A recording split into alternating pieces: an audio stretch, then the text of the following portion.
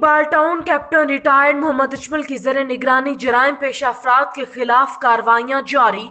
सांदा police ने police कार्रवाई करते हुए 3 रुकनी गैंग को गिरफ्तार कर लिया।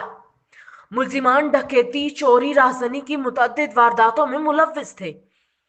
मुलजिमान पर मुख्तलिफ थानों में 84 मुकदमात दर्ज हैं। मुलजिमान के कब्जे से 3 मोटरसाइकिल्स, 3 पिस्टल्स, 5 मोबाइल फोन्स बरामद।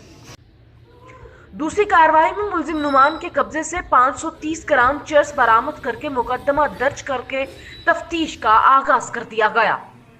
दूसरी जानिब पुलिस ने पतंगबाजी जैसे खूनी खेल खेलने वालों के गिर्द घेरा तंग कर दिया। एसपी सिटी रजा सफदर काज़मी की क़यादत में पतंगबाजों के खिलाफ क्रैकडाउन करके मुतअद्दिद नौजवानों को गिरफ्तार कर लिया गया। मुलजिमान के खिलाफ पतंगबाजी एक्ट की खिलाफ वर्जी करने पर मुकदमा दर्ज किए गए हैं। एसपी सिटी रजा सफदर काज़मी का कहना है कि इंसदादे पतंगबाजी और फरोशी के हवाले से बिला इम्तियाज कार्रवाइयां जारी रखेंगे।